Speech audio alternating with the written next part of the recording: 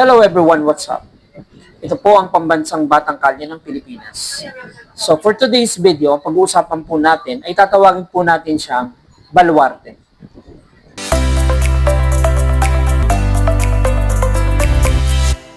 So, kayo po ba kapag naririnig niyo po ang lugar na Davao, ano po ba ang unang pumapasok sa isip niyo? Tama, Duterte. Pag narinig po natin yung Ilocos Norte, so syempre Marcos siya.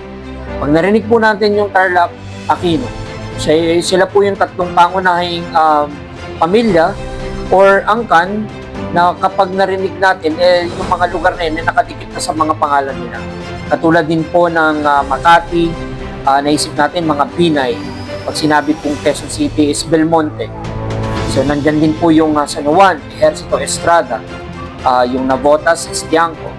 Pag narinig po natin naman yung lugar na Cavite, so pinag-aarian din po siya ng Remulla o Revilla. So Parañaque is Villar, something like that, mga ganun.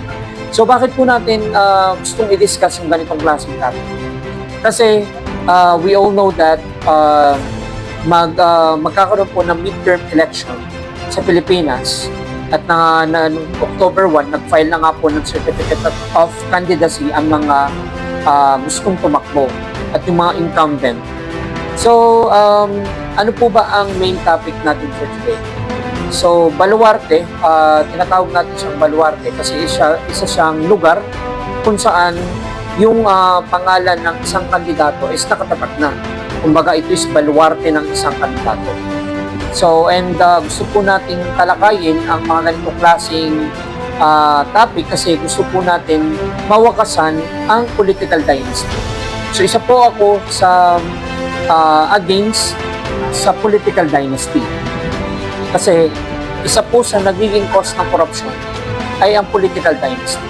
And at the same time, nawawala na po ng freedom yung ibang tao na bumoto kung sino ang dapat. Kasi nangyayari po kasi sa, halimbawa, may political dynasty. So, kahit hindi naman qualified, so, at apelyado niya halimbawa is katulad nung dynasty nung pamilya na. So, kahit hindi siya qualified or wala siya kakayahan sa pagiging politician or pagiging leader ng isang lugar, ang nangyayari po kasi is parang binoboto na lang siya ng tao kasi dahil dun sa apelyado niya. So, hindi ibig sabihin na itong lolo mo na magaling ay ang ibig sabihin ay magaling na rin ang anak, magaling na rin yung apo, magaling na rin yung mga kapamilya. Hindi po ganun. Kaya nangyayari po kasi is nawawalan ng freedom. So, kung gusto po natin na maging maayos ang takbo ng Pilipinas, bukasan po natin ng political dynasty. So, magpasa po tayo ng batas ng tungkol sa political dynasty.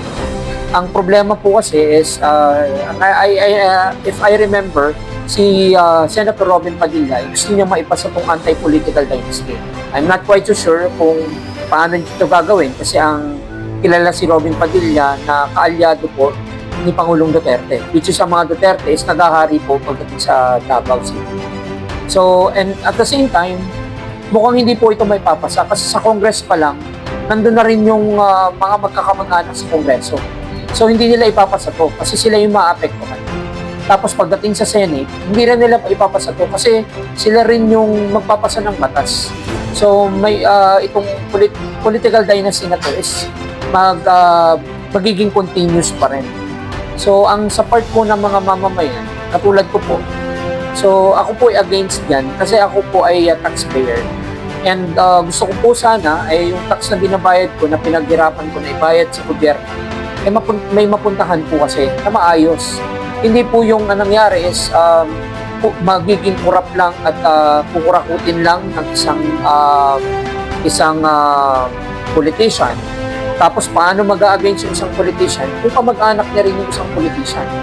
So ang nangyayari po kasi is sinusuportahan ng isa yung isa.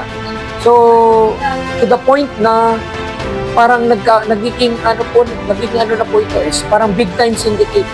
So, family na po yung kumukuha. And sa madaling salita, hindi lang naman sila ang isa sa mga may kakayahan na mamuno sa isang lugar. So, kailangan, may mga choices din ng tao. Nangyayari po kasi dahil sa nagsasawa na rin kasi nangyayari, nawawala na ng kalaban yung isa. Unlike before na medyo kahit pa paano may healthy competition. Ang nagiging problema rin natin ng mga mamamayan dahil no choice na kasi ginikipit din ng isang kandidato yung mga mamamayan kapag hindi sila binoto ganito, nagkakaroon po ng threat. So, ganyan po ang sistema ng kalakaran ng politika sa Pilipinas. So, sana po, balang araw ay mawakasan ang political dynasty. Sana po is mabigyan din ng pagkakataon ng ibang tao at may pakita din po nila na sila ay deserving dun sa posisyon at hindi lang isang pamilya ang naghahari sa isang lugar. So, ganun pa man, yun lang po muna for now. So, thank you so much po sa panonood ng aking content and see you on my next vlog.